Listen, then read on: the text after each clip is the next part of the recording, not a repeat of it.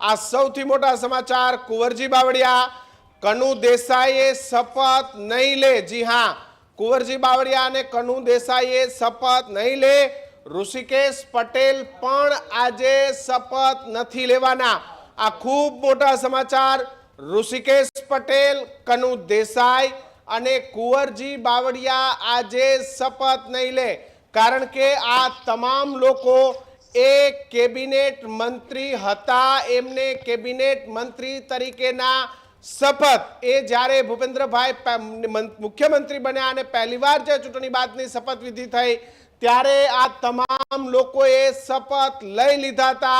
एटला माटे हवे आ तमाम लोकोए शपथ लेवानी जरूर नहीं पड़े। आ तमाम लोकोना राजीनामानो अस्वीकार करवामां आव्यो छे।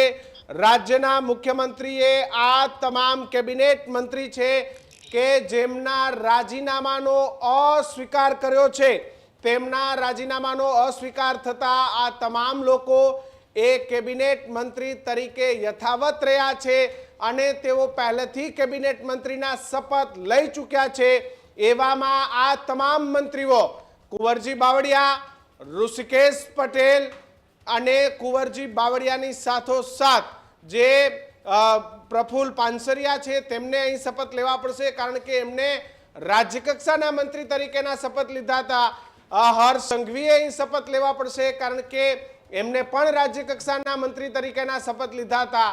જે રાજ્યકક્ષામાંથી પ્રમોશન સાથે કેબિનેટ થયા છે તેમને અહીં શપથ લેવા પડશે।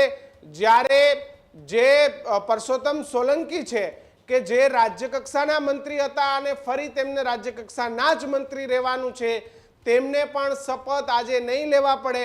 હર્ષ સંઘવીને જ્યારે પ્રમોશન મળ્યું છે કેબિનેટ કક્ષાનું ત્યારે તેમના શપથ નિશ્ચિત છે। તેમને કેબિનેટ કક્ષા તરીકેનો જે પ્રમોશન સાથેનો દરજ્જો છે એટલે એમનો આ શપથ નક્કી છે।